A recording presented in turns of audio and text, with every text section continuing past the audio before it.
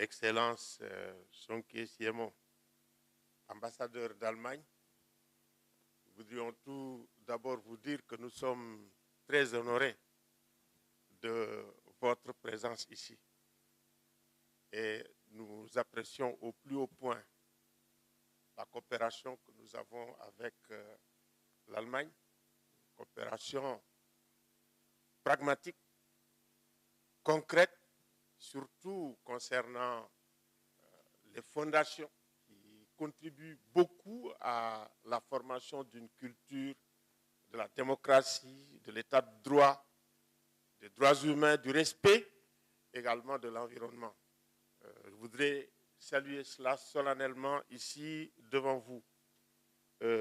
Saluer également et dire bonjour à Madame Claude Ehing, la représentante résidente de la Fondation Ebert. Nous avons des relations avec la Fondation Ebert depuis les années 98 quand nous étions à la RADDHO. Donc, il y a une continuité, une fidélité avec cette formation, d'autant plus qu'aujourd'hui, cette fondation m'honore vraiment en donnant à cette promotion le nom de Alioune Tine. Ça me touche énormément. Et je suis très fier d'eux. Nous avons déjà travaillé avec Binet Ndiaye. Depuis très longtemps, nous avons contribué à la formation des jeunes intellectuels, des jeunes cadres, de la future élite du Sénégal. Nous profitons de l'occasion pour saluer notre ami, notre frère, notre collègue, le professeur Sidi Alpha Ndiaye, professeur agrégé. Vraiment, votre présence nous honore.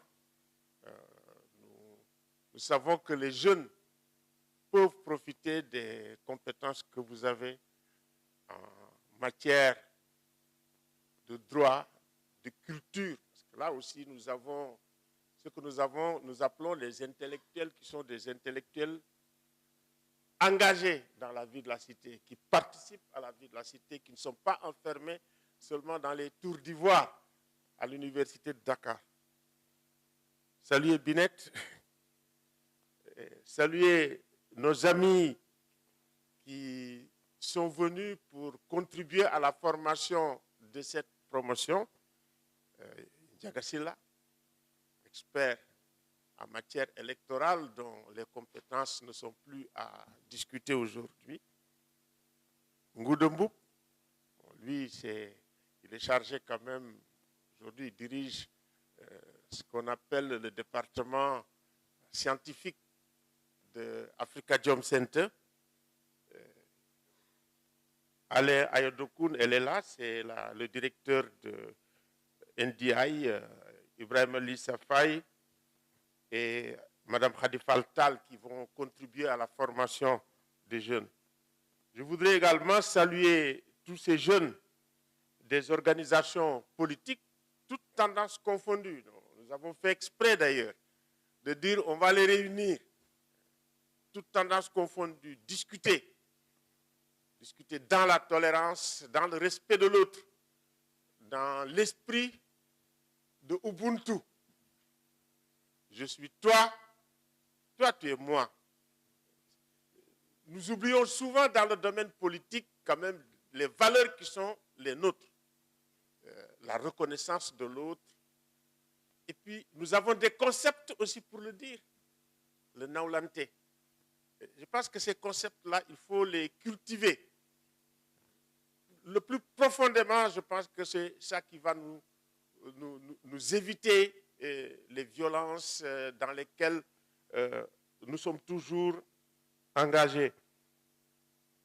Donc, nous venons ici lancer la campagne de plaidoyer de Africa Jom Center pour des élections transparentes, des élections apaisées et des élections qui soient également des élections crédibles. Ici, avec les jeunes leaders politiques de la société civile et des syndicats que vous êtes, jeunes leaders bien formés et appartenant à toutes les sensibilités politiques de ce pays. Nous commençons par vous parce que nous espérons que vous allez quitter ici avec des outils bien formés pour également disséminer les principes, les valeurs, les normes que vous aurez tirées d'ici, qui sont les normes qui permettent d'avoir une présidentielle transparente, une présidentielle apaisée, une présidentielle crédible. C'est très important parce que il y va de ce qu'on peut appeler d'abord la crédibilité du processus. Le processus, il est crédible, effectivement, quand on respecte les normes, quand on respecte la légalité, quand on respecte la participation, parce que le suffrage universel, c'est la naissance même de notre société moderne. Et nous avons assisté à cette modernité dans les 4 communes, Dakar, Rufisque, Saint-Louis et Gorée. Donc, on a commencé à voter dans les années 1848. 1848, c'est l'adoption en France du suffrage universel. Donc, nous sommes entrés dans cette modernité en même temps que l'Occident. Mais il faut qu'on continue. Il faut qu'on approfondisse. On approfondisse les principes d'état de droit, de droits humains, de démocratie, qui sont quand même l'objet d'une lutte. Pas effectivement des principes, des valeurs qu'on est venu nous donner sur un plateau d'argent. Beaucoup de Sénégalais et de Sénégalaises ont lutté pour cela. Ils ont fait la prison pour cela. Il y en a qui sont morts pour cela. Ça veut dire qu'effectivement, ça fait partie de l'ADN du Sénégal. Et ce n'est pas par hasard, effectivement, quand on a commencé les transitions démocratiques, les gens oublient, mais il faut le rappeler, c'est extrêmement important de le rappeler. Nous avons commencé les élections pluralistes après les indépendances à partir de 1978. 78.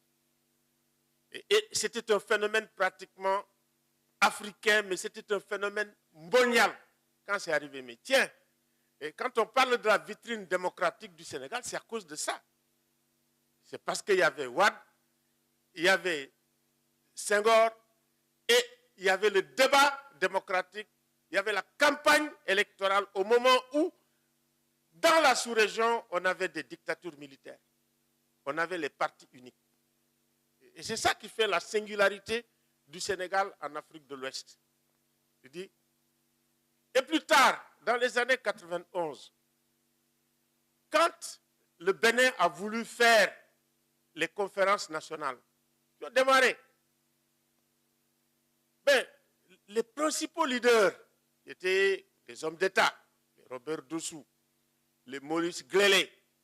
Ils sont allés voir Kérékou, qui était président de la République, pour lui dire on veut faire comme le Sénégal. C'est-à-dire qu'on a démarré les transitions démocratiques en disant voilà le modèle.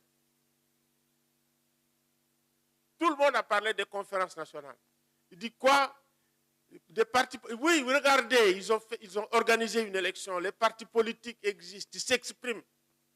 Donc le modèle des transitions, ce n'est pas bâti seulement sur la base comment dirais-je, de la conférence nationale du Bénin, mais la conférence nationale du Bénin s'est appuyée sur le modèle démocratique pour ce faire. C'est important. Donc, nous rappelons cela pour dire que ce à quoi nous avons assisté depuis 2-3 ans, les violences, les arrestations, les détentions, ça ne nous ressemble pas. Ça ne nous ressemble pas. Et ça devrait appeler une grande introspection et de la part de l'État, de la classe politique, de la société civile, vraiment de toute la société sénégalaise. Parce que le processus démocratique n'est pas linéaire. La démocratie, elle n'est pas achevée. La démocratie, ici, elle est structurellement, comme on dit, dysfonctionnelle. Et donc, c'est quand nous sommes en face des épreuves et des problèmes qu'on doit s'asseoir avec beaucoup de sérénité, dialoguer et trouver effectivement les voies de rénover, les voies de nous réformer. Et c'est ça le sens de ce que nous proposons à l'heure actuelle pour sortir de cette situation, ce qu'on appelle le dialogue de la dernière chance. Et Afrikajom Center est en train de faire le tour des partis politiques, de parler avec toutes les institutions pour que le dialogue de la dernière chance permette de résoudre tous les contentieux en cours par le dialogue, par la concertation, pas par la violence. Je pense que tout le monde en a assez ici au Sénégal de la violence, de la régulation par la violence. Il y a des gens qui n'avancent que après la violence. Mais il faut qu'on soit habitué de réguler les violences politiques par le dialogue. C'est extrêmement important qu'on s'écoute. C'est très important. Donc, quand on dit la légitimité, parce que effectivement, c'est important d'avoir une élection légitime. Quand on parle de la légitimité, c'est de la bonne représentation. Quand on parle de la représentation, ça veut dire que tout le peuple est là. On parle d'inclusion. L'inclusion, c'est extrêmement important pour avoir effectivement une bonne représentation, une bonne crédibilité. Parce que la crédibilité, ça joue sur la légitimité de celui qui va être élu demain. Il faut qu'il soit bien élu. Il faut qu'il soit reconnu. Et la crédibilité aussi, la reconnaissance, l'inclusion, une bonne élection, ça assure aussi la dignité de la fonction présidentielle. C'est extrêmement important d'insister sur la dignité de la fonction présidentielle. Pour cela, effectivement, nous avons des recommandations très fortes à faire. Les recommandations, c'est, pour avoir la crédibilité, c'est l'impartialité de l'administration. Nous avons besoin d'une administration qui soit impartiale, qui ne donne pas l'impression, effectivement, d'être dans un parti ou dans un autre. Nous avons besoin de l'impartialité de la justice. La justice a fait l'objet de beaucoup de débats, beaucoup de contestations, mais en même temps aussi des moments où, effectivement, on sort le chapeau pour dire que la justice a raison. Il faut prendre la justice pour ce qu'elle est, c'est-à-dire la justice des hommes, pas la justice de Dieu. Ils peuvent se tromper, donc avoir une certaine tolérance, savoir peut-être que aussi c'est par les épreuves que nous traversons ensemble que nous construisons aussi nos institutions. Et ça aussi toujours par le dialogue. Et pour dire, enfin, quand même, quand nous parlons d'élections et de campagne électorale, c'est l'explosion des libertés fondamentales. Et ici, nous avons des inquiétudes, des soucis. Chaque fois que certains candidats font campagne, sortent, il faut que l'administration le sache, qu'on arrête les gens de l'opposition et que les autres aussi puissent faire campagne. Il faut que tout le monde fasse campagne.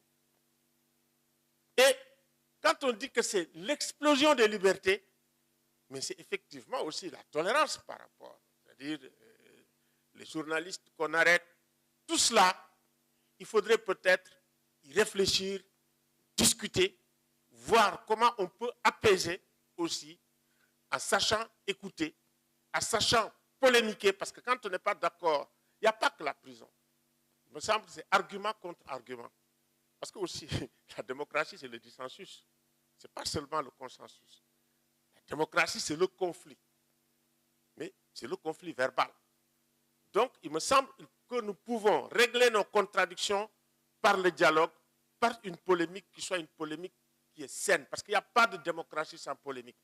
Et de ce point de vue, moins la justice ou la police se mêle des dialogues politiques ou des échanges politiques, mieux c'est pour la démocratie.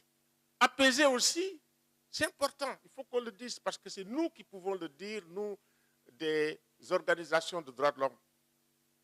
vider les prisons, vraiment des détenus qui sont des détenus d'opinion, qui sont des détenus politiques. Je pense que le faire, ça va apaiser. Et il me semble qu'on doit encourager le gouvernement à le faire pendant cette période électorale. Et je voudrais effectivement qu'ensemble, que vraiment pour faire de cette présidentielle une présidentielle exemplaire. Elle est exemplaire déjà parce que pour la première fois, le président de la République, en renonçant au troisième mandat et n'étant pas candidat, nous n'avons jamais eu la chance et l'opportunité d'avoir un jeu aussi ouvert. Il faut vraiment le transformer en apothéose en faisant vraiment du Sénégal au moment où, vraiment dans cette sous-région où nous avons beaucoup de conflits, beaucoup de tensions, au moment où il y a une toute petite lumière qui jaillisse. Je vous remercie.